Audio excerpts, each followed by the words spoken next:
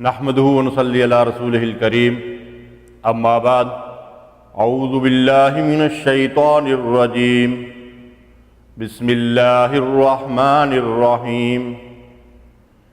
ان اللہ وملائکتہ یصلون علی النبی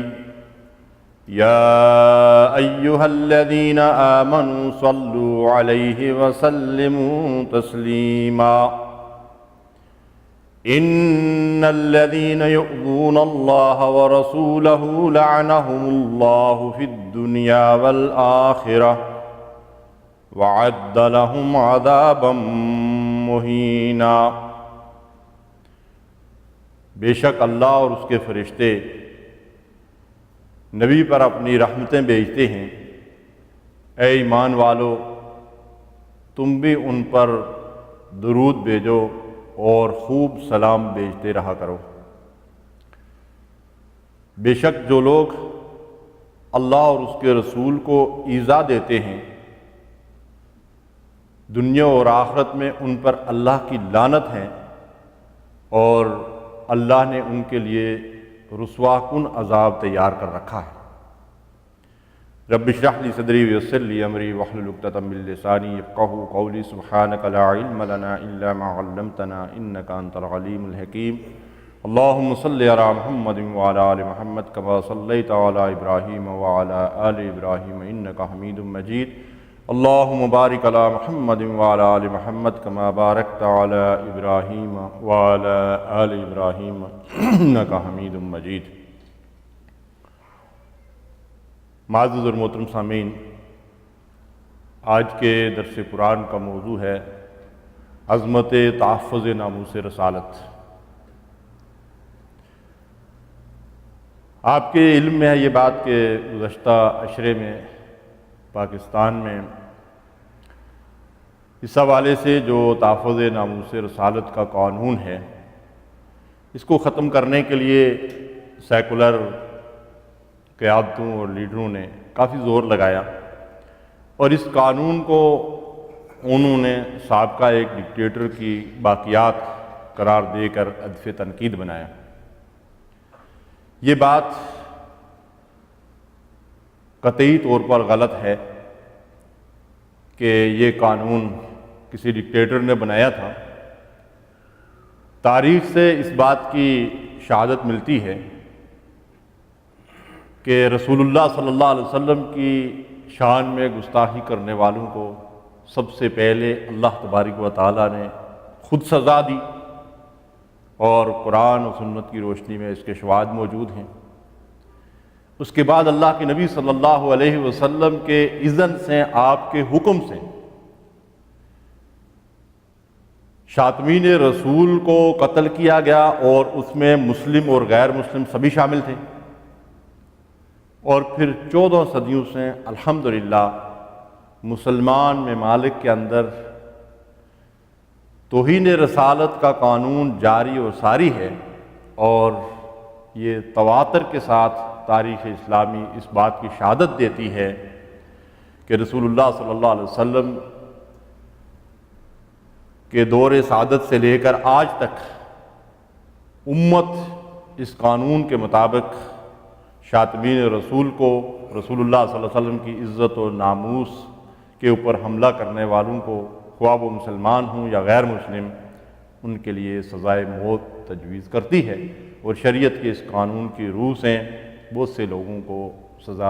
سزائے موت جو ہے وہ دی گئی۔ اس موضوع پر میں سب سے پہلے آپ کے سامنے رسول اللہ صلی اللہ علیہ وسلم کی عزت و ناموس کے تحفظ کے حوالے سے جو اللہ تعالیٰ نے ضمانت دی ہے کہ خود اللہ تعالیٰ اس عزت و ناموس کا محافظ ہے، اس حوالے سے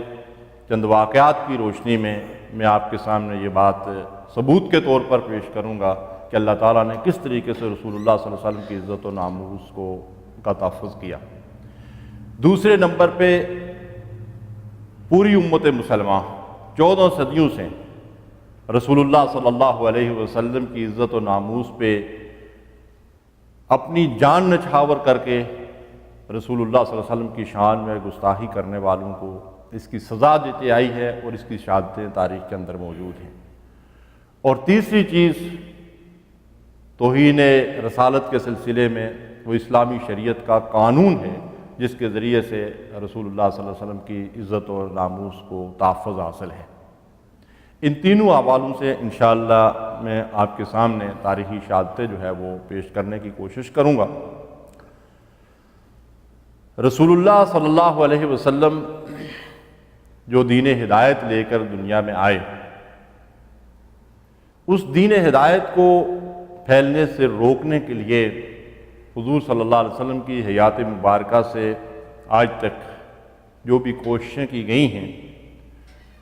قرآن مجید نے ان کو منہ کی پھونکوں سے زیادہ کوئی حیثیت نہیں دی، اور اللہ نے ارشاد فرمایا یریدون لیطفئوا نور اللہ بافواہہم واللہ متم نورہ ولو کرہ الکافرون۔ یہ اسلام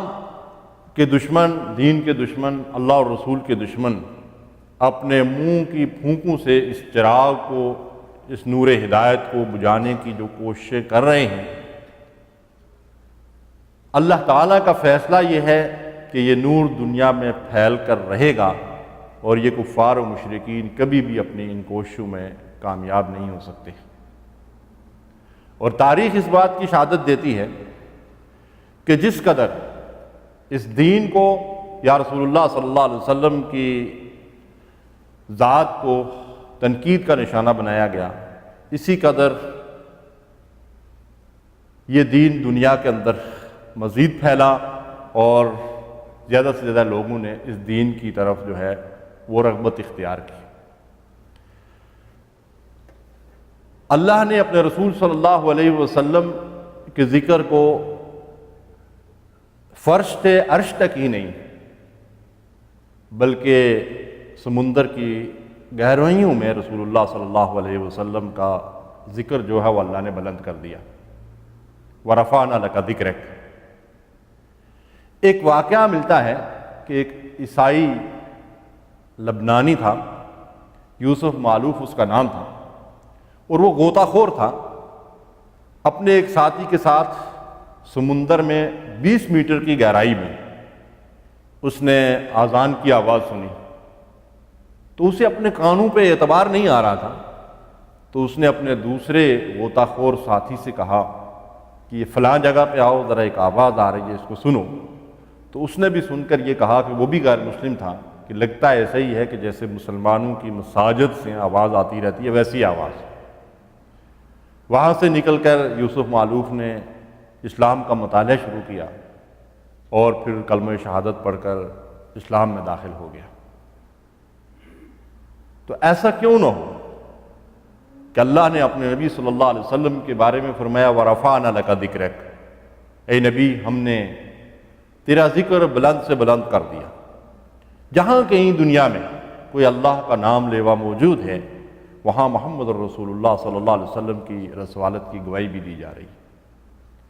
اور 24 گھنٹے میں کوئی لمحہ ایسا نہیں ہے کہ کہیں نہ کہیں اللہ کے رسول صلی اللہ علیہ وسلم کا ذکر خیر نہ ہو رہا، کہیں اذان کی صورت میں، کہیں نماز کی صورت میں، کہیں درود و سلام کی صورت میں، کہیں کلمہ شہادت کی صورت میں، کہیں قرآن کی تلاوت کی صورت میں، کہیں رسول اللہ صلی اللہ علیہ وسلم کی احادیث مبارکہ کے مطالعے کی صورت میں۔ کوئی لمحہ ایسا نہیں ہے جس لمحے اللہ کے رسول صلی اللہ علیہ وسلم کا تذکرہ نہ ہو رہا۔ اللہ تعالیٰ نے آپ کو خیر کثیر سے نوازا، انا آتیناک الکوثر، ہم نے آپ کو کثرت سے نوازا ہے۔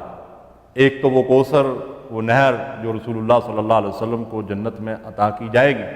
لیکن اس سے مراد مفسرین نے یہ بھی بیان کی ہے کہ اللہ تعالیٰ نے ہر چیز کی کثرت سے آپ کو نوازا ہے۔ اسی طرح اللہ تعالیٰ یہ بات بھی ارشاد فرماتے ہیں وَالْآخِرَةُ خَيْرٌ لَكَ مِنَ الْأُولَى، اے محمد مصطفیٰ صلی اللہ علیہ وسلم، آپ کی زندگی میں ہر آنے والا لمحہ گزرے ہوئے لمحے سے بہتر اور افضل ہوگا، اور ہر آئے دن اللہ کے نبی صلی اللہ علیہ وسلم کا لایا ہوا دین اور آپ کی لائی ہوئی روشنی دنیا کے اندر پھیلتی اور اس کے اندر اضافہ ہوتا جا رہا ہے۔ وما ارسلناک الا رحمۃ للعالمین، اللہ نے آپ کو تمام جہانوں کے لیے رحمت بنا کر بھیجا۔ اور اللہ تعالیٰ نے اس بات کا اعلان قرآن مجید کے اندر کر دیا ہے کہ جو آپ کی مخالفت کر رہے ہیں، جو آپ کے دشمن ہیں، انا کفیناک المستہزئین، ان استہزاء کرنے والوں کے لیے اللہ فرماتے ہیں کہ ہم خود کافی ہیں۔ اور ارشاد فرمایا اللہ تبارک و تعالی نے کہ واللہ یعصمک من الناس، جو لوگ آپ پر تان کرتے ہیں اور آپ کو برا بھلا کہتے ہیں، آپ کی توہین کرتے ہیں، اللہ ان کی چیرہ دستیوں سے خود آپ کی حفاظت فرمائے گا، خود آپ کو ان سے بچائے گا۔ اب اللہ تعالیٰ نے رسول اللہ صلی اللہ علیہ وسلم کی عزت و ناموس کا جو تحفظ فرمایا ہے، اس کی چند مثالیں میں آپ کے سامنے پیش کرنا چاہتا ہوں۔ آپ دیکھیں کہ مکے میں جب رسول اللہ صلی اللہ علیہ وسلم نے دعوت توحید کا کام شروع کیا تو نبی کریم صلی اللہ علیہ وسلم کی مخالفت کرنے والوں میں آپ کے چچا ابو لہب اور ابو جہل پیش تھے۔ ابو لہب رسول اللہ صلی اللہ علیہ وسلم کی دشمنی میں انتہا تک چلا گیا، اور جب اللہ کے نبی صلی اللہ علیہ وسلم نے کوئی صفا پہ کھڑے ہو کر لوگوں کو دعوت دی تو اس دعوت کے بعد اس بدبخت نے یہ کہا کہ تبا لک لہذا جمعتنا، نعوذ باللہ تیرے ہاتھ ٹوٹ جائیں، تو نے محض اس مقصد کے لیے ہمیں یہاں جمع کیا تھا۔ اس پر اللہ تعالیٰ کی طرف سے پوری سورہ مبارکہ نازل ہوتی ہے، تبت یدا ابی لہب وتب، ابو لہب کے ہاتھ ٹوٹ گئے، وہ ہلاک اور برباد ہو گیا۔ اس کی ہلاکت مستقبل میں ہونے والی تھی، لیکن اللہ تعالیٰ نے فرمایا کہ وہ ہلاک اور برباد ہو گیا، اور وہ ایسا ہلاک و برباد ہوا، اور اللہ تعالیٰ نے اس گستاخ رسول کو ایسی عبرتناک سزا دی کہ اسے ایسی بیماری لاحق ہوئی کہ وہ ایڑیاں رگڑ کر اس حال میں مرا کہ خود اپنی غلاظت کھاتا تھا، گھر والوں نے اسے اٹھا کر الگ پھینک دیا تھا، اور جب وہ مر گیا تو کوئی اس کی لاش اٹھانے کے لیے تیار نہیں تھا۔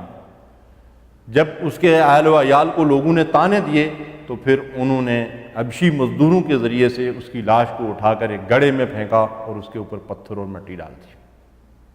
یہ پہلا گستاخ رسول تھا جس کو اللہ تبارک و تعالیٰ نے یہ عبرتناک سزا دی۔ ابو لہب کا بیٹا عتبہ رسول اللہ صلی اللہ علیہ وسلم کی شان میں گستاخی کرتا ہے، اللہ کے نبی صلی اللہ علیہ وسلم اس کے لیے بد دعا کرتے ہیں کہ یا اللہ اپنے کتوں میں سے کوئی کتا اس کے اوپر مسلط کر دے۔ ابو لہب کو یہ یقین تھا کہ محمد مصطفیٰ صلی اللہ علیہ وسلم کی یہ بد دعا رائے گاہ نہیں جائے گی،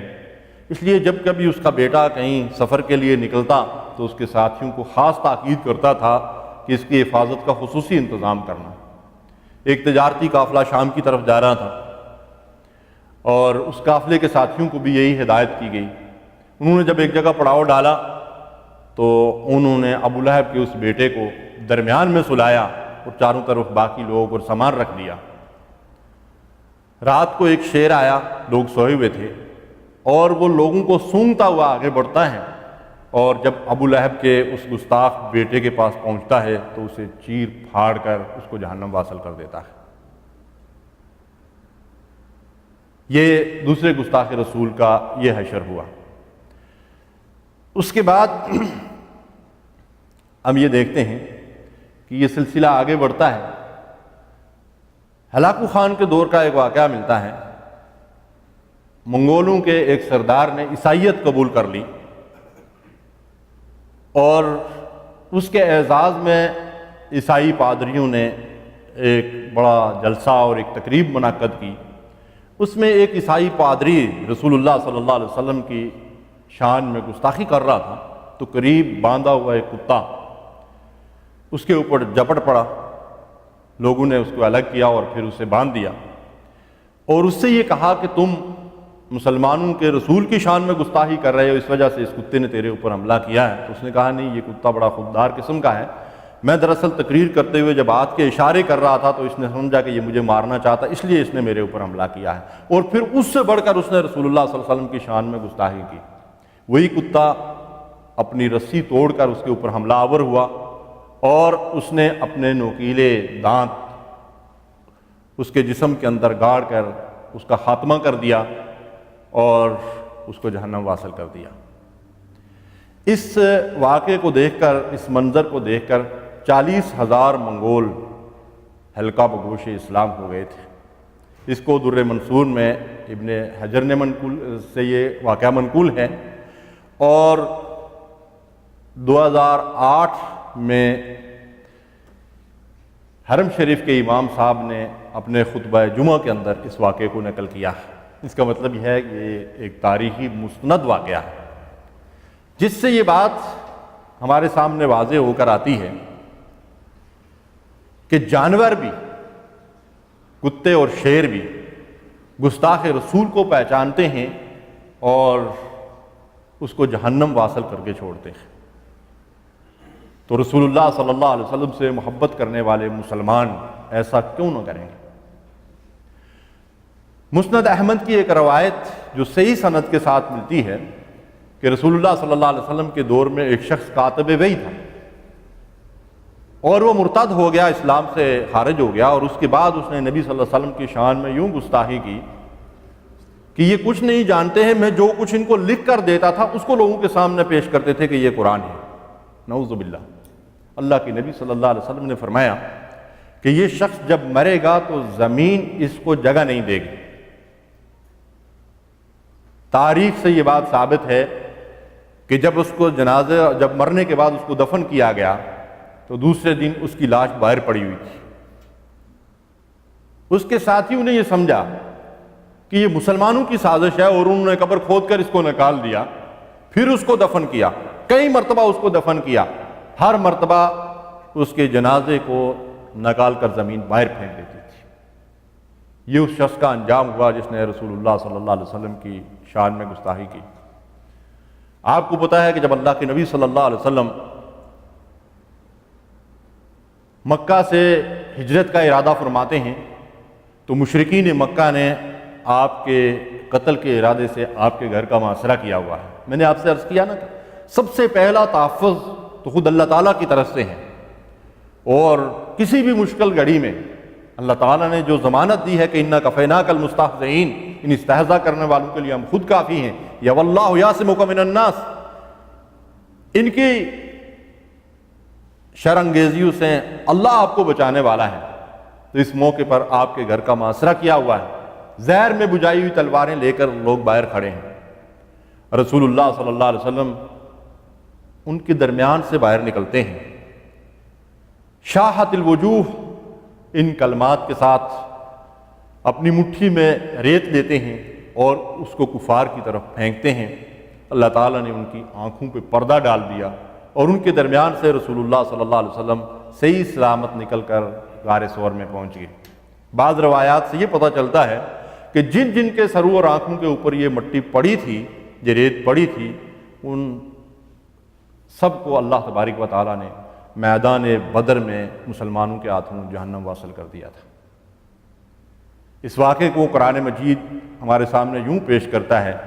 وَإِذْ يَمْكُرُ بِكَ الَّذِينَ كَفَرُوا لِيُثْبِتُوكَ أَوْ يَقْتُلُوكَ أَوْ يُخْرِجُوكَ وَيَمْكُرُونَ وَيَمْكُرُ اللَّهُ وَاللَّهُ خَيْرُ الْمَاكِرِينَ.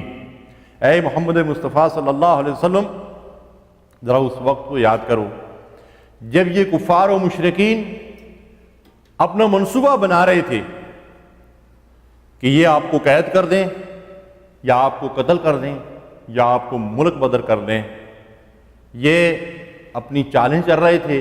اور اس کے مقابلے میں اللہ اپنی خفیہ تدبیر کر رہا تھا. اللہ بہترین تدبیر کرنے والا ہے، اور اللہ کی اس بہترین تدبیر کے نتیجے میں رسول اللہ صلی اللہ علیہ وسلم غار ثور میں پہنچ گئے. اس غار کے اندر بھی دشمن غار کے دانے تک پہنچ گیا، لیکن اللہ تعالیٰ نے وہاں بھی آپ کی حفاظت فرمائی۔ جب ابو بکر صدیق رضی اللہ تعالیٰ عنہ نے اس خدشے کا اظہار کیا کہ یا رسول اللہ صلی اللہ علیہ وسلم اگر انہوں نے اپنی قدموں کی طرف بھی نگاہ ڈال لی تو یہ ہمیں دیکھ لیں گے، اللہ کے نبی صلی اللہ علیہ وسلم نے فرمایا تھا کہ ابو بکر ان دو کے بارے میں تمہارا کیا خیال ہے جن کے ساتھ ان کا تیسرا اللہ موجود ہے؟ تو اللہ تعالیٰ نے یہاں بھی ان کی حفاظت فرمائی۔ اس کے بعد رسول اللہ صلی اللہ علیہ وسلم سفر ہجرت پہ نکلتے ہیں۔ سراقہ 100 اونٹوں کے لالچ میں آپ کا پیچھا کرتا ہے، اور جب آپ کے قریب پہنچتا ہے تو اس کے گھوڑے کے پاؤں زمین میں دھنس جاتے ہیں۔ بار بار جب یہ معاملہ ہوتا ہے تو سراقہ سمجھ جاتا ہے کہ یہ غیبی تائید ہے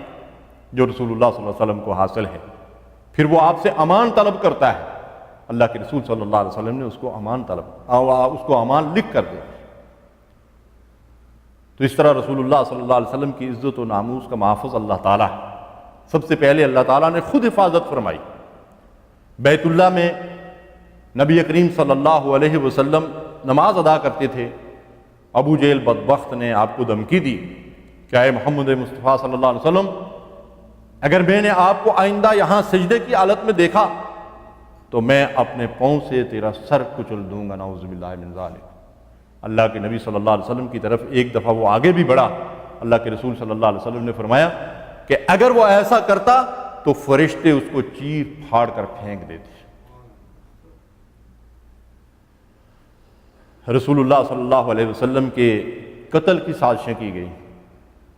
منافقین نے بارہا ایسے اقدامات کیے۔ غزوہ تبوک کے موقع پر 12 منافقین نے ایک سازشی پلان تیار کی۔ تبوک سے واپسی پر رسول اللہ صلی اللہ علیہ وسلم کو ایک گڑھی کے اندر، ایک کھائی کے اندر گرانے کی کوشش کی۔ اللہ تعالیٰ نے وحی کے ذریعے سے رسول اللہ صلی اللہ علیہ وسلم کو خبردار کر دیا۔ فتح خیبر کے موقع پر رسول اللہ صلی اللہ علیہ وسلم کو زہر کھلانے کے لیے گوشت پکایا گیا، آپ کے سامنے رکھا گیا، اللہ تعالیٰ نے وحی کے ذریعے سے آپ کو آگاہ کر دیا۔ اس طرح کفار و مشرکین اور منافقین کے تمام منصوبوں کو اللہ تبارک و تعالیٰ نے خاک میں ملا دیا اور اپنے حبیب علیہ الصلوۃ والسلام کی حفاظت فرمائی، جیسا کہ اللہ کا وعدہ تھا۔ اللہ فرماتے ہیں یا ایھا النبی حسبک اللہ ومن اتبعک من المؤمنین، اے نبی تجھے اللہ کافی ہے اور تیرے ان مومنین پیروکاروں کے لیے بھی جو تیری پیروی اور تیرا اتباع کرنے والے ہیں۔ تو اللہ تعالیٰ نے نبی صلی اللہ علیہ وسلم کی بھی اور نبی صلی اللہ علیہ وسلم کے ساتھیوں کی بھی قدم قدم پر حفاظت فرمائی۔ دوسرے نمبر پہ میں نے آپ سے عرض کیا تھا کہ اللہ تعالیٰ نے جس حفاظت کو ذریعہ بنایا وہ امت مسلمہ ہے، کہ رسول اللہ صلی اللہ علیہ وسلم پر ایمان رکھنے والے ہر دور میں اللہ کے نبی صلی اللہ علیہ وسلم کی عزت و ناموس کا تحفظ کرنے کے لیے اپنی جانوں پر کھیلتے رہے۔ ایسا کیوں نہ ہوتا؟ رسول اللہ صلی اللہ علیہ وسلم اپنی امت کے ساتھ بے پناہ محبت کرنے والے ہیں۔ ایک تو وہ رحمت للعالمین ہیں، اور مومنین کے لیے اللہ تعالیٰ نے فرمایا وبالمؤمنین رؤوف الرحیم، مومنین کے لیے وہ خاص مہربان اور رحم فرمانے والے ہیں۔ اس کے نتیجے میں مومنین اللہ کے رسول سے اپنی جانوں سے بڑھ کر محبت کرتے ہیں۔ النبی اولیٰ بالمؤمنین من انفسہم، مومنین کے لیے نبی صلی اللہ علیہ وسلم اپنی جانوں سے بھی زیادہ عزیز اور اپنے نفسوں سے بھی زیادہ قریب اور زیادہ حقدار ہیں۔ اور امت نے ہر دور میں اس بات کا ثبوت پیش کیا کہ وہ اپنی جانوں سے زیادہ رسول اللہ صلی اللہ علیہ وسلم کی عزت و ناموس کو جو ہے رسول اللہ صلی اللہ علیہ وسلم کی عزت و ناموس ان کے نزدیک اس سے بڑھ کر ہے، یعنی ان کی اپنی جانوں سے اور اپنی عزت و ناموس سے۔ اس کے بھی بہت سارے واقعات ہمیں تاریخ کے اندر ملتے ہیں۔ غزوہ بدر میں ہم یہ دیکھتے ہیں کہ جب معرکہ گرم ہوتا ہے تو حضرت عبد الرحمن بن عوف رضی اللہ تعالیٰ عنہ یہ فرماتے ہیں کہ میں نے اپنے دائیں اور بائیں دیکھا تو جو چھوٹے چھوٹے نو عمر لڑکے میرے دائیں اور بائیں کھڑے ہیں، تو مجھے یہ خیال آیا کہ کاش میرے دائیں اور بائیں کوئی کڑیل قسم کے جوان ہوتے تو یہ میرے حق میں بہتر ہوتا۔ اسی اثناء میں یہ سوچ ہی رہا تھا تو ان میں سے ایک آگے بڑھ کر مجھ سے پوچھتا ہے کہ چچا جان ابو جہل کہاں؟ تو میں نے اس سے پوچھا کہ بیٹا تم اس کا نام کس لیے پوچھ رہے ہو؟ تو وہ کہتا ہے کہ میں نے سنا ہے کہ وہ نبی صلی اللہ علیہ وسلم کی شان میں گستاخی کرتا ہے، تو میں اس کے اوپر حملہ آور ہونا چاہتا ہوں اس وقت تک کہ جب تک ہم میں سے کوئی ایک اپنی جان سے ہاتھ میں دھو بیٹھے۔ تو کہتے ہیں کہ اسی اثناء میں جو دوسری طرف تھا اس نے بھی انہی خیالات کا اظہار کیا، تو میں دیکھتا رہا ابو جہل کی طرف۔ تو جب میری نگاہ اس کے اوپر پڑی تو میں نے ان نوجوانوں سے کہا کہ وہ ہے تمہارا شکار۔ تو کہتے ہیں کہ وہ دو نوجوان معاذ اور معوذ اس طریقے سے اس کے اوپر جپٹ پڑے کہ انہوں نے اس کو جہنم واصل کر کے چھوڑا۔ یہ تھے صحابہ کرام جو گستاخ رسول کو اس طرح کی سزا دیا کرتے تھے۔ اللہ کے نبی صلی اللہ علیہ وسلم نے مدینے میں رہتے ہوئے ایک دن ارشاد فرمایا کہ مکہ کے اندر ایک شخص ہے خالد الحزلی جو مجھے ایذا پہنچاتا ہے، رسول اللہ صلی اللہ علیہ وسلم کی شان میں گستاخیاں کرتا تھا، برا بلا کہتا تھا۔ اللہ کے رسول صلی اللہ علیہ وسلم نے فرمایا کہ کوئی ہے جو مجھے اس کی ایذا رسانی سے نجات دلائے۔ ایک صحابی رسول عبداللہ بن انیس رضی اللہ تعالیٰ عنہ خدمت اقدس میں حاضر ہو کر عرض کرتے ہیں کہ یا رسول اللہ صلی اللہ علیہ وسلم آپ مجھے اجازت دیجئے، میں اس مہم پر جانے کے لیے تیار ہوں۔ عبداللہ بن انیس رضی اللہ تعالیٰ عنہ رسول اللہ صلی اللہ علیہ وسلم سے نہیں کہتے مجھے اتنا مال چاہیے اس مہم کے لیے، مجھے اتنے ساتھیوں کی ضرورت ہے، کوئی مطالبہ نہیں کرتے۔ حضور نے اجازت دی اور سفر پر نکل گئے، مکہ پہنچے۔ 18 دن کے بعد اس گستاخ رسول کا سر لا کر رسول اللہ صلی اللہ علیہ وسلم کے سامنے رکھ دیا۔ یہ تھے صحابہ کرام جو اس طریقے سے رسول اللہ صلی اللہ علیہ وسلم کی شان میں گستاخی کرنے والوں کو جہنم واصل کرتے تھے۔ اللہ کے نبی صلی اللہ علیہ وسلم اس قدر خوش ہوئے کہ آپ نے ارشاد فرمایا یہ چہرہ کامیاب ہوا، اور اس کے بعد اپنا ایک عصا مبارک حضرت عبداللہ بن انیس رضی اللہ تعالیٰ عنہ کو دیا اور فرمایا کہ یہ عصا قیامت کے دن تیرے ساتھ ہوگا،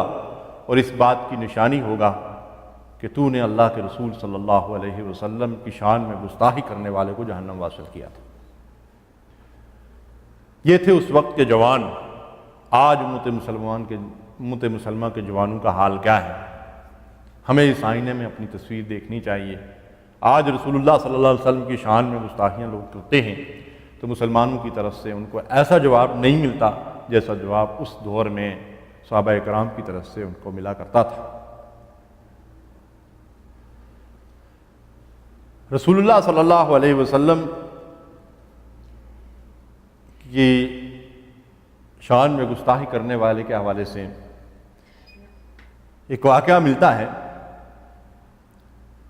کہ ایک شخص بارگاہ رسالت میں حاضر ہو کر یہ کہتا ہے کہ یا رسول اللہ صلی اللہ علیہ وسلم میں نے اپنے والد کو قتل کر دیا ہے، میں نے اپنے باپ کو قتل کر دیا ہے۔ کتاب الشفا میں ابن مانے کے حوالے سے اس روایت کو بیان کیا گیا ہے، اور وہ شخص عرض کرتا ہے کہ یا رسول اللہ صلی اللہ علیہ وسلم میرا باپ آپ کی شان میں گستاخی کرتا تھا اور مجھ سے برداشت نہیں ہو سکا تو میں نے اپنے باپ کو قتل کر دیا ہے۔ اللہ کے رسول صلی اللہ علیہ وسلم نے اس شخص سے کوئی باز پرس نہیں کی۔ اس لیے یہ کہنا کہ یہ پاکستان کے اندر توہین رسالت کا جو قانون ہے یہ کسی ڈکٹیٹر کا بنایا ہوا ہے، نہیں، یہ قانون خود اللہ اور اس کے رسول کا بنایا ہوا ہے، اور رسول اللہ صلی اللہ علیہ وسلم کے اذن سے رسول اللہ صلی اللہ علیہ وسلم کی شان میں گستاخی کرنے اور توہین رسالت کرنے والوں کو جہنم واصل کیا گیا۔ کعب بن اشرف ایک معروف یہودی سردار تھا، قبیلے کا سردار تھا، رسول اللہ صلی اللہ علیہ وسلم کی شان میں گستاخی کیا کرتا تھا۔ محمد بن مسلمہ رضی اللہ تعالی عنہ نے اپنے ساتھیوں کی مدد سے اسے جہنم واصل کر دیا، اور رسول اللہ صلی اللہ علیہ وسلم کے اذن سے، آپ کی اجازت سے یہ کام کیا گیا تھا۔ بخاری اور مسلم کی روایت ہے کہ رسول اللہ صلی اللہ علیہ وسلم نے خود اس کے قتل کا حکم دیا تھا۔ صحیح بخاری میں بہت سارے واقعات ایسے ملتے ہیں کہ حضرت زبید رضی اللہ تعالیٰ عنہ، حضرت علی رضی اللہ تعالیٰ عنہ اور حضرت خالد بن ولید رضی اللہ تعالیٰ عنہ نے بہت سارے شاتمین رسول کو قتل کر دیا۔ ابو داؤد اور مسند احمد کی ایک روایت ہے کہ ایک نابینا صحابی نے نبی صلی اللہ علیہ وسلم کی شان اقدس میں گستاخی کرنے والی ایک یہودی عورت کا گلا دبا کر اس کو قتل کر دیا۔ نبی صلی اللہ علیہ وسلم نے فرمایا کہ اس کا خون رائگاں ہے، اس کی کوئی قدر و قیمت نہیں۔ ابو داؤد، مسند احمد اور نسائی کی ایک روایت ہے کہ ایک صحابی نے اپنی 2 بچوں کی ماں، جو ان کی لونڈی تھی اور اس کے وطن سے 2 بچے بھی تھے، رسول اللہ صلی اللہ علیہ وسلم کی شان میں گستاخی کرنے کی وجہ سے جب اسے قتل کر دیا تو اللہ کے نبی صلی اللہ علیہ وسلم نے فرمایا کہ خبردار ہو جاؤ اور اس بات کے گواہ بن جاؤ کہ اس کا خون ضائع اور رائگاں گیا۔ اسی طرح ایک واقعہ ملتا ہے، رسول اللہ صلی اللہ علیہ وسلم کے جسد مبارک کو یہودیوں نے ایک سازش کی کہ اس کو قبر سے نکال کر اس کی بے حرمتی کی جائے، اور 2 یہودی منافقانہ اسلام کے اندر داخل ہوتے ہیں اور مدینے میں آ کر مسجد نبوی کے قریب جنت البقیع کے ساتھ اپنا خیمہ لگاتے ہیں، اور وہاں خیمے کے اندر سے خندق کھود کر عبادت گزار مشہور ہیں اور رات کے اندھیرے میں یہ کام کرتے ہیں کہ وہ سرنگ کھود کر اس کی مٹی جو ہے کہیں دور جا کر پھینک دیتے ہیں۔ نور الدین زنگی ایک مخلص مسلمان حکمران تھے۔ رسول اللہ صلی اللہ علیہ وسلم ان کو خواب میں آئے اور ان کو اشارہ کیا کہ 2 ابلک کتے میری طرف بڑھ رہے ہیں، ان کی ایذا رسانی سے مجھے بچایا جائے۔ نور الدین زنگی شام سے تحفے طائف لے کر مدینہ کی طرف بڑھا، مدینہ پہنچا۔ اللہ تعالیٰ نے خواب میں نور الدین زنگی کو ان کی صورتیں اور شکلیں بھی دکھا دی تھی۔ اس نے لوگوں کو بلایا کہ لوگ آ کر تحفے طائف لے جائیں۔ تمام اہل مدینہ آئے اور اسے وہ شکلیں نظر نہیں آئیں۔ پھر لوگوں سے پوچھا کہ کوئی شخص باقی بھی ہے، تو لوگوں نے بتایا کہ 2 افراد ایسے ہیں کہ جو اپنے خیمے میں عبادت کرتے رہتے ہیں، وہ تو باہر ہی نہیں نکلتے ہیں۔ نور الدین زنگی نے کہا کہ ان کو بھی بلایا جائے، ان کو بلایا گیا تو وہی 2 شخص تھے جو یہ سازش کر رہے تھے۔ اس کے بعد جا کر ان کے خیمے کو اکھاڑا گیا تو اندر سے وہ سرنگ ملی، اور تاریخ یہ بتاتی ہے کہ وہ سرنگ کھود کر رسول اللہ صلی اللہ علیہ وسلم کے مبارک قدموں تک پہنچ چکے تھے، اور حضور صلی اللہ علیہ وسلم کا انگوٹھا وہاں سے نظر آ رہا تھا۔ اس کے بعد نور الدین زنگی نے رسول اللہ صلی اللہ علیہ وسلم کی قبر مبارک کے ارد گرد جو ہے وہاں تک کھدائی کرائی جہاں پانی نکل آتا ہے، اور اس کے بعد وہاں سیسا پلائی ہوئی دیوار اس قبر کے ارد گرد جو ہے وہ زمین تک وہ بنوا دی۔ اس طرح اللہ تعالیٰ نے رسول اللہ صلی اللہ علیہ وسلم کی امت کے ذریعے سے رسول اللہ صلی اللہ علیہ وسلم کی شان میں گستاخی کرنے والوں کو جہنم واصل کیا، اور اس طرح اپنے حبیب علیہ الصلوۃ والسلام کی ہمیشہ حفاظت فرمائی، زندگی میں بھی اور زندگی کے بعد بھی۔ غزوہ بدر کے قیدیوں میں نضر بن حارث اور عقبہ بن ابی معیط 2 ایسے اشخاص تھے جو نبی کریم صلی اللہ علیہ وسلم کی شان میں گستاخی کیا کرتے تھے۔ نبی صلی اللہ علیہ وسلم نے جب ان کو دیکھا تو حضرت علی رضی اللہ تعالیٰ عنہ کو حکم دیا، اور آپ کے حکم سے ان کو جہنم واصل کر دیا گیا، ان کو قتل کر دیا گیا۔ اس طرح جب مکہ فتح ہوتا ہے تو اللہ کے نبی صلی اللہ علیہ وسلم نے معافی کا اعلان عام کر دیا تھا، لا تثریب علیکم اليوم وانتم الطلقاء۔ سب لوگوں کو اللہ کے نبی صلی اللہ علیہ وسلم نے معاف کر دیا، لیکن آپ نے اعلان فرمایا کہ جو لوگ رسول اللہ صلی اللہ علیہ وسلم کی شان میں گستاخی کرنے والے تھے، اگر ان میں سے کوئی بیت اللہ کی دیواروں کے ساتھ لپٹا ہوا اور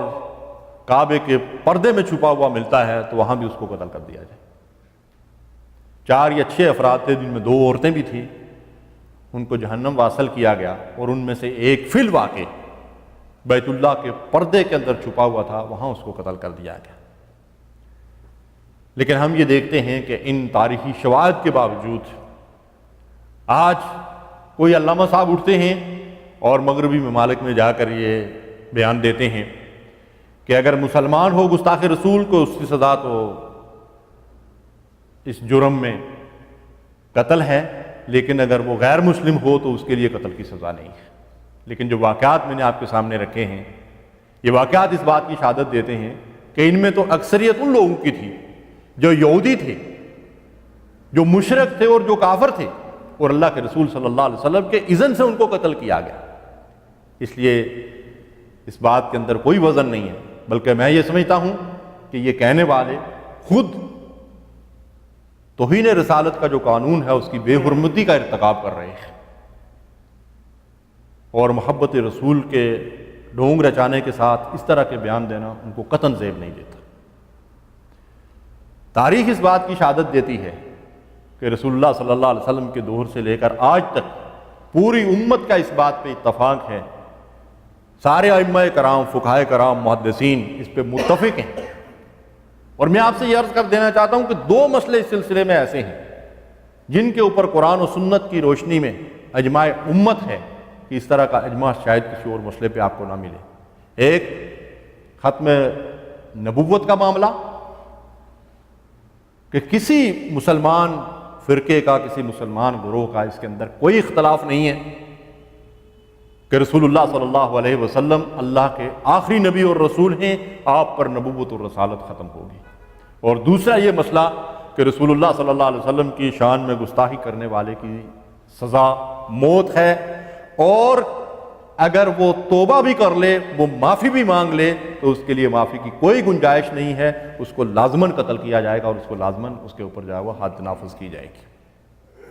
یہ متفق علیہ مسئلہ ہے امت مسلمہ کا، اس کے اوپر پوری امت متفق ہے۔ رسول اللہ صلی اللہ علیہ وسلم کے امتیوں نے کس طریقے سے اپنی جان پر کھیل کر رسول اللہ صلی اللہ علیہ وسلم کی حفاظت فرمائی۔ غزوہ احد میں آپ کو پتہ ہے کہ اللہ کے نبی صلی اللہ علیہ وسلم زخمی ہو گئے تھے۔ آپ فرماتے ہیں کہ اس زخمی حالت میں جب گھمسان کا رن پڑا اور اللہ کے نبی صلی اللہ علیہ وسلم کے قرب و جوار سے صحابہ کرام چھٹ گئے، جب خالد بن ولید رضی اللہ تعالیٰ عنہ ابھی مسلمان نہیں ہوئے تھے تو انہوں نے پیچھے سے مسلمانوں پر حملہ کر دیا تھا اور مسلمان تتر بتر ہو گئے تھے، تو اللہ کے نبی صلی اللہ علیہ وسلم کے پاس کچھ ہی لوگ رہ گئے تھے۔ رسول اللہ صلی اللہ علیہ وسلم فرماتے ہیں کہ اس موقع پر میں یہ دیکھتا ہوں کہ میرے دائیں اور بائیں عمارہ تلوار چلاتی ہوئی نظر آتی ہے، اللہ اکبر، جن کو خاتون احد کا لقب دیا گیا، اور زخمیوں کی مرہم پٹی کے لیے، ان کو پانی وغیرہ فراہم کرنے کے لیے قافلے کے ساتھ تھیں، لشکر کے ساتھ تھیں۔ لیکن جب انہوں نے یہ دیکھا کہ رسول اللہ صلی اللہ علیہ وسلم کی حفاظت کی ضرورت ہے تو عورت ہوتے ہوئے بھی انہوں نے تلوار ہاتھ میں لے لی اور اللہ کے نبی صلی اللہ علیہ وسلم کا دفاع کیا۔ اسی طرح ہم دیکھتے ہیں کہ اسی غزوہ کے اندر ابو دجانہ رضی اللہ تعالیٰ عنہ وہ صحابی ہیں جو رسول اللہ صلی اللہ علیہ وسلم کے سامنے سینہ تان کر آپ کی طرف مڑ کر کھڑے ہو گئے اور آپ کی پشت کے اوپر آ کر تیر لگتے ہیں اور رسول اللہ صلی اللہ علیہ وسلم کی حفاظت فرما رہے ہیں۔ حضرت سعد بن ابی وقاص رضی اللہ تعالیٰ عنہ ہیں، اللہ کے رسول صلی اللہ علیہ وسلم ان سے فرما رہے ہیں، سعد میرے ماں باپ تیرے اوپر قربان، تیر چلاؤ، اور وہ دشمنوں پر تیر برسا رہے ہیں۔ واحد صحابی ہیں جن کو رسول اللہ صلی اللہ علیہ وسلم نے یہ اعزاز عطا فرمایا کہ سعد میرے ماں باپ تجھ پر قربان، تیر چلاؤ دشمنوں کے اوپر۔ تمام صحابہ کرام رسول اللہ صلی اللہ علیہ وسلم سے یہ کہتے ہیں، فدا کا ابی و امی یا رسول اللہ صلی اللہ علیہ وسلم، اے اللہ کے رسول صلی اللہ علیہ وسلم میرے ماں باپ آپ پر قربان ہو جائیں۔ لیکن اللہ کے نبی صلی اللہ علیہ وسلم نے ایک صحابی کو یہ اعزاز بخشا کہ فرمایا تیر چلاؤ میرے ماں باپ تجھ پر قربان۔ اسی طرح اسی غزوہ میں طلحہ بن عبید اللہ عشرہ مبشرہ میں سے ہاتھ خالی ہیں ان کے، لیکن انہوں نے اپنے خالی ہاتھ رسول اللہ صلی اللہ علیہ وسلم کے سامنے کھڑے کر دیے اور تیروں کی بارش سے ان کا ہاتھ شل ہو گیا، لیکن اللہ کے رسول صلی اللہ علیہ وسلم کی حفاظت فرما رہے ہیں۔ تو بھائی اور بزرگوں، اللہ کے نبی صلی اللہ علیہ وسلم کے ساتھیوں نے اس طریقے سے رسول اللہ صلی اللہ علیہ وسلم کا تحفظ کیا، آپ کی حفاظت کی، اور کسی گستاخ رسول کو جو ہے وہ معاف نہیں کیا اور اسے جہنم واصل کر کے چھوڑا۔ اس کے بعد ہم یہ دیکھتے ہیں کہ جو توہین رسالت کا قانون ہے، اس قانون کے ذریعے سے 14 صدیوں سے تواتر کے ساتھ امت مسلمہ اس کے اوپر عمل کرتے آ رہی ہے کہ اللہ کے رسول کی شان میں گستاخی کرنے والے کی سزا قتل ہے، اور قتل کر کے اس کے اوپر حد جو ہے وہ جاری کی جائے گی۔ یہ قانونی تحفظ جو نبی کریم صلی اللہ علیہ وسلم کی ناموس کی حفاظت کے لیے اللہ تعالیٰ نے شریعت کا قانون دیا ہے، اس کے بارے میں ڈاکٹر افتخار برنی صاحب کی بڑی تاریخی کلمات ہیں۔ کہتے ہیں کہ یہ دھند میں لپٹی ہوئی اساطیری تاریخ کا کوئی گمشدہ باب نہیں ہے، یہ چند برسوں کی کہانی نہیں ہے اور نہ 2-4 صدیوں کا قصہ ہے۔ کہتے ہیں یہ تو وہ زندہ حقیقت ہے جو 14 صدیوں پر محیط ہے، یہ چمکتی دوپہر کی طرح روشن اسلامی تاریخ کا حصہ ہے۔ اس روشن اسلامی تاریخ کے چند باب میں آپ کے سامنے رکھنا چاہتا ہوں۔ خلافت راشدہ کا دور ہے، سیدنا ابو بکر صدیق رضی اللہ تعالیٰ عنہ کے پاس ابو برزہ رضی اللہ تعالیٰ عنہ موجود ہیں۔ ان کی موجودگی میں ایک شخص آپ کی شان میں گستاخی کرتا ہے، تو وہ اجازت مانگتے ہیں کہ اس بدبخت کو قتل کر دیا جائے۔ تو ابو بکر صدیق رضی اللہ تعالیٰ عنہ فرماتے ہیں کہ ابو برزہ، رب ذوالجلال کی قسم، یہ مرتبہ محمد رسول اللہ صلی اللہ علیہ وسلم کے سوا کسی اور شخص کو حاصل نہیں ہے کہ اس کی شان میں گستاخی کرنے والے کو قتل کر دیا جائے، یہ مرتبہ صرف محمد رسول اللہ صلی اللہ علیہ وسلم کو حاصل ہے۔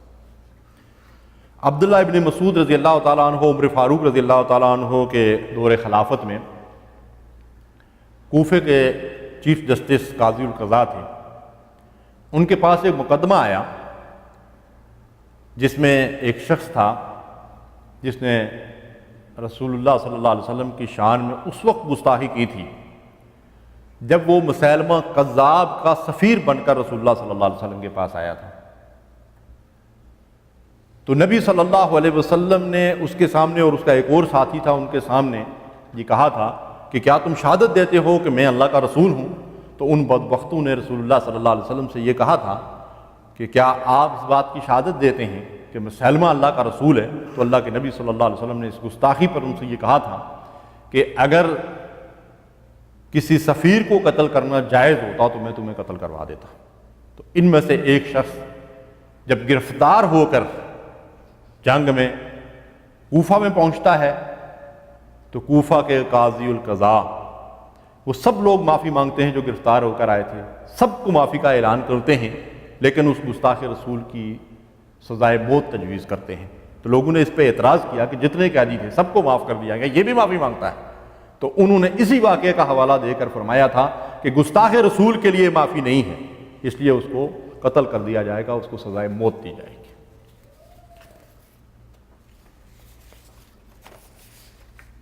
اسی طرح بنو امیہ کے دور میں علامہ ابن حزم نے یہ لکھا ہے کہ عمر بن عبدالعزیز رحمۃ اللہ علیہ سے دریافت کیا گیا کہ ایک شخص عمر فاروق رضی اللہ تعالیٰ عنہ کو گالی دیتا ہے، اسے قتل کر دیا جائے۔ حضرت عمر بن عبدالعزیز رحمۃ اللہ علیہ نے دو ٹوک انداز میں جواب دیا کہ شاتم رسول کے سوا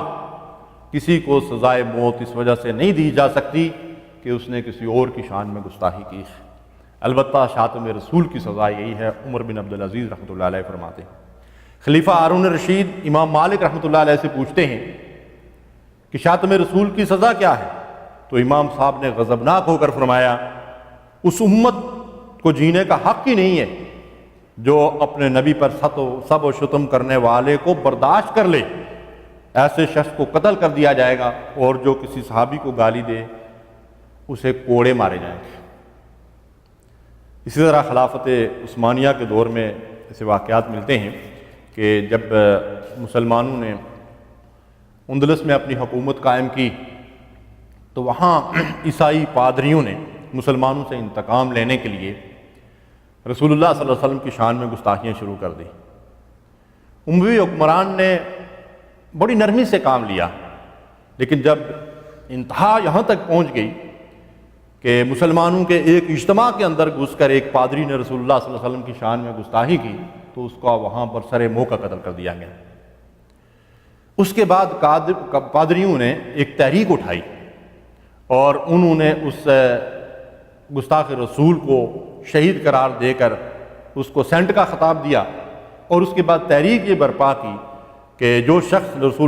مسلمانوں کے نبی کی شان میں گستاخی کرے گا اور اسے اگر سزائے موت دی جائے، اس کو قتل کر دیا جائے، تو وہ شہید ہو کر ولی اللہ کے مقام پر فائز ہو جائے گا۔ اس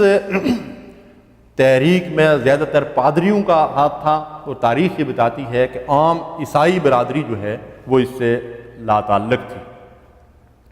اس طریقے سے کافی طویل عرصے میں تقریباً 53 افراد نے رسول اللہ صلی اللہ علیہ وسلم کی شان میں گستاخی کی، اور تاریخ سے یہ شہادت ملتی ہے کہ ان سب کو سزائے موت دی گئی۔ ہمارے ہندوستان کے اندر جب مسلمانوں کی حکومت رہی 800,000 سال تک، تو مسلمانوں کے دور حکومت میں بھی توہین رسالت کے سلسلے میں جو قانون موجود تھا، اس میں یہ بات واضح الفاظ میں موجود تھی کہ توہین رسالت کا ارتکاب کرنے والے کو سزائے موت دی جائے گی۔ اکبر کے دور میں، جس کے بارے میں آپ جانتے ہیں کہ وہ ہندوؤں کا پسندیدہ حکمران تھا اور اس نے ہندو عورتوں سے شادیاں کر رکھی تھی، اس کے دور میں ایک ہندو بڑے قبیلے کے شخص نے رسول اللہ صلی اللہ علیہ وسلم کی شان میں گستاخی کی۔ مقدمہ عدالت میں آیا، عبد الغنی نام کے قاضی القضاء تھے، انہوں نے فیصلہ دیا کہ گستاخ رسول کو قتل کر دیا جائے، اور اکبر کے پاس بڑی سفارشیں لائی گئی، لیکن اس نے نہ چاہتے ہوئے بھی اس سزا کو برقرار رکھا اور اس گستاخ رسول کو جو ہے وہ قتل کر دیا گیا۔ دوسرا واقعہ ملتا ہے، زکریا خان مغلیہ خاندان کے دور کے پنجاب کے گورنر تھے، اور ان کے دور میں سیالکوٹ کے ایک کھتری نے رسول اللہ صلی اللہ علیہ وسلم کی شان میں گستاخی کی۔ زکریا خان پہ ہندوؤں نے بڑا دباؤ ڈالا کہ اس کو سزائے موت نہ دی جائے، لیکن وقت کے قاضی اور حکمران نے اس کی سزائے موت کا جو ہے وہ فیصلہ سنایا اور اس کو سزائے موت دی گئی۔ اس پر ایک ہندو مورخ ہے ڈاکٹر بی ایس نجار، اس نے اس واقعے کو پوری تفصیل کے ساتھ اپنی تاریخ کے اندر لکھا ہے، اور اس نے ایک بڑی زبردست بات وہاں یہ لکھی ہے کہ اسی کھتری کو جو سزا دی گئی تھی، اسی کی یاد میں پنجاب میں بسنت کا تہوار جو ہے وہ منایا جاتا ہے۔ آپ جانتے ہیں کہ ہمارے ہاں سیکولر طبقے کا بڑا محبوب تہوار ہے یہ، اور وہ بڑے دھڑلے سے یہ اعلان کرتے ہیں۔ گزشتہ دو تین سال کا واقعہ آپ کو پتہ ہے، ہماری حکومت کے ایک بڑے ذمہ دار فرد نے، جب ملک کی اعلیٰ عدالت نے یہ فیصلہ کیا کہ بسنت نہیں منائی جائے اور پتنگ نہ اڑائے جائیں، تو انہوں نے ایک ذمہ دار عہدے پہ ہوتے ہوئے بڑے دھڑلے سے یہ اعلان کیا کہ میں بسنت مناؤں گا اور پتنگ اڑاؤں گا۔ اور پھر جب رسول اللہ صلی اللہ علیہ وسلم کی شان میں گستاخی کے نتیجے میں ایک عاشق رسول کی گولی کا وہ نشانہ بنے، تو پھر ان کے حواریوں نے، سیکولر حکمرانوں نے یہ آواز اٹھائی کہ لوگ قانون کو اپنے ہاتھ میں لے رہے ہیں۔ دراصل حکمران جب خود قانون کی دھجیاں اڑاتے ہیں، ملک کی اعلیٰ عدالت یہ کہتی ہے کہ نہ بسنت منائی جائے اور نہ پتنگ اڑائے جائیں،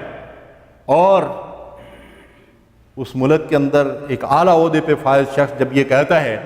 اور اس کا یہ بیان اخبارات کے اندر شاید سرخیوں سے چھپتا ہے کہ میں بسنت مناؤں گا اور پتنگ اڑاؤں گا، اور جب وہ ایک شخص کی گولی کا نشانہ بنتا ہے تو وہ آویلا مچاتے ہیں کہ لوگ قانون کو اپنے ہاتھ میں لے رہے ہیں۔ قانون لوگ تب اپنے ہاتھ میں لیتے ہیں کہ جب حکمران خود آگے بڑھ کر قانون کی خلاف ورزیاں کرتے ہیں۔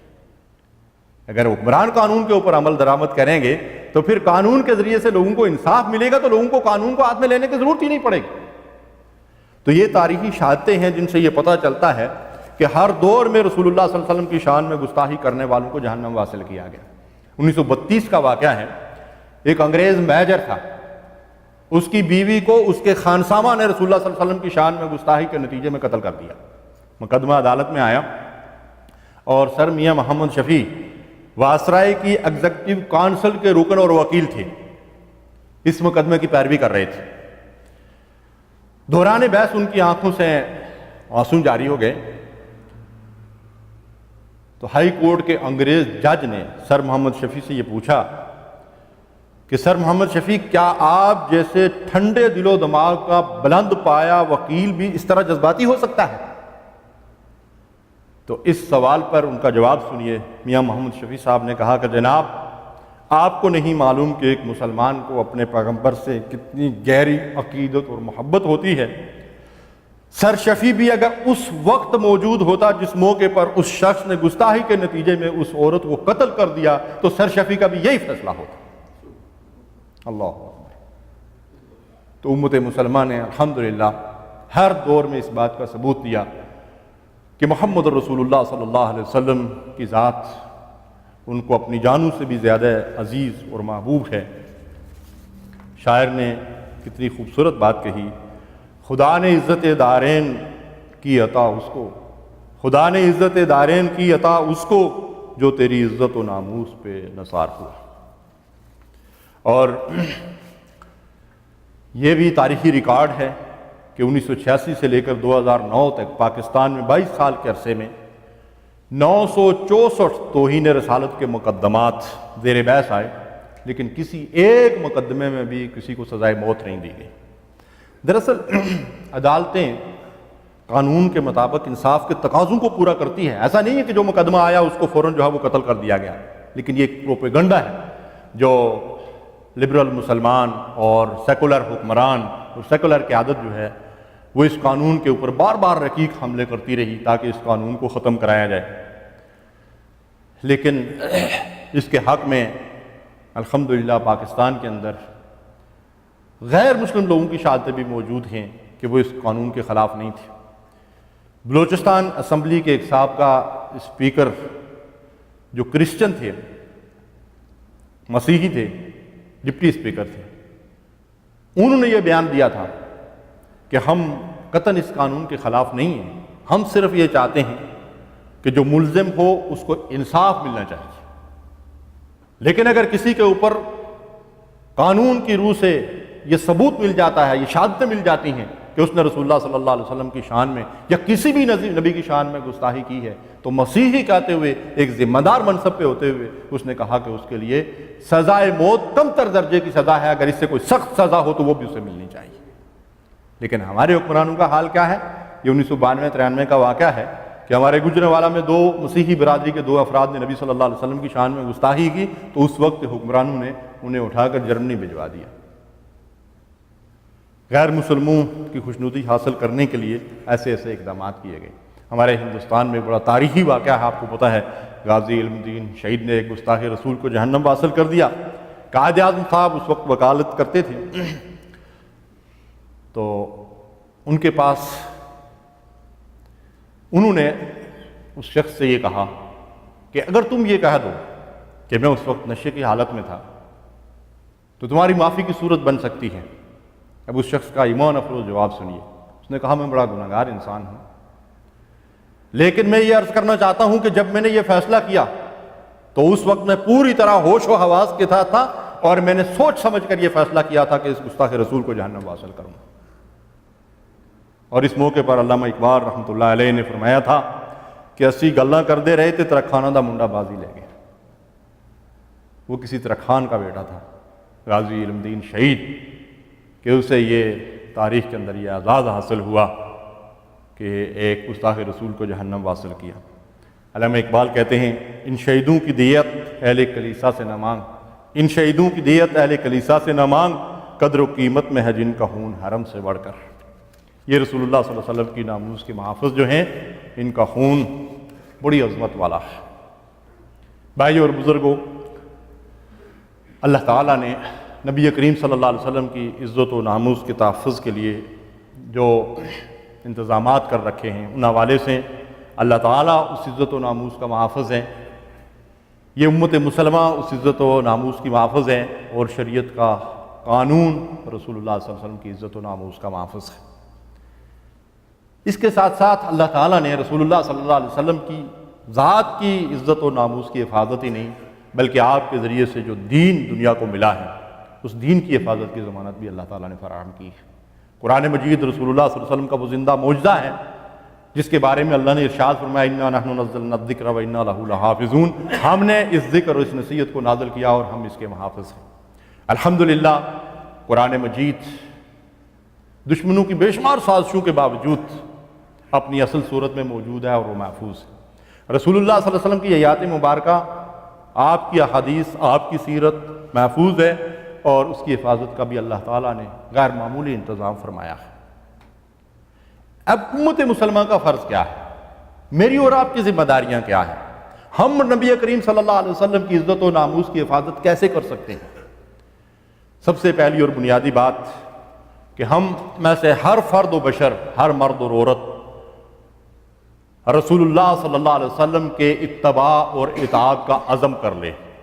اور دشمن محمد رسول اللہ صلی اللہ علیہ وسلم کی شریعت کا استہزاء اور مذاق اڑا رہی ہے، اور اللہ کے حبیب علیہ الصلوۃ والسلام کی حسین اداؤں کا مذاق اڑا رہی ہے، ہم اللہ کے نبی صلی اللہ علیہ وسلم کی ہر سنت اور ہر طریقے کو سینے سے لگا کر دشمنوں کو یہ پیغام دیں کہ ہم محمد رسول اللہ صلی اللہ علیہ وسلم کی شریعت کے محافظ ہیں۔ اگر وہ داڑھی سے نفرت کر رہے ہیں تو ہم داڑھی رکھ کر ان کو اس بات کا جواب دیں، اور اگر وہ برقعے سے نفرت کر رہے ہیں تو ہم چلتی پھرتی ایسی عملی تصویریں ان کے سامنے پیش کریں کہ ہر مسلمان عورت جو ہے وہ پردے کے اندر نظر آئے۔ اور اجتماعی طور پر مسلمان حکومتیں، جہاں کہیں مسلمانوں کی حکومتیں قائم ہیں، وہ مسلمان اللہ کے نبی صلی اللہ علیہ وسلم کی لائے ہوئے دین اور شریعت کو عملاً قائم کر کے اس دین کی حفاظت کا بھی ثبوت پیش کریں، اور محمد رسول اللہ صلی اللہ علیہ وسلم کی عزت و ناموس کی حفاظت کا بھی ثبوت دنیا کے سامنے پیش کریں۔ یہ امت مسلمہ کے اوپر فرض عائد ہوتا ہے کہ ہم اللہ کے دین کے محافظ بنیں، اور اللہ تبارک و تعالیٰ کے اس دین کی حفاظت کے لیے جب ہم اٹھ کر کھڑے ہوں گے تو اللہ تعالیٰ کی تائید ہمارے شامل حال ہوگی، اللہ ہمارا حامی اور مددگار ہوگا۔ احفظ اللہ یحفظ، یہ اللہ کے نبی صلی اللہ علیہ وسلم کا فرمان ہے، تم اللہ کے دین کے محافظ بن جاؤ، اللہ تمہاری حفاظت فرمائے گا، جس طرح صحابہ کرام کی اور خیر القرون کے لوگوں کی اللہ تبارک و تعالیٰ نے حفاظت فرمائی اور اس دین کی بھی حفاظت فرمائی۔ اگر آج ہم اس دین کے محافظ بن کر اٹھ کر کھڑے ہو جائیں، اللہ کی شریعت کو نافذ کریں اور زندگی کے ہر گوشے اور شعبے میں اسلام کو عملاً قائم کریں، اسی ذریعے سے رسول اللہ صلی اللہ علیہ وسلم کی لائی ہوئی اس امانت کی حفاظت بھی ہو سکتی ہے، اور اسی طریقے سے ہم نبی کریم صلی اللہ علیہ وسلم کی طرف گستاخانہ نگاہوں کو جو ہے وہ اس دنیا کے اندر کیفر کردار تک پہنچا سکتے ہیں۔ اللہ رب العالمین سے دعا ہے کہ جو کچھ میں نے کہا آپ نے سنا، اللہ ہمیں اس پر عمل کی توفیق دے۔ وآخر دعوانا الحمدللہ رب العالمین، وصلی اللہ علی نبینا محمد وعلی آلہ وصحبہ اجمعین۔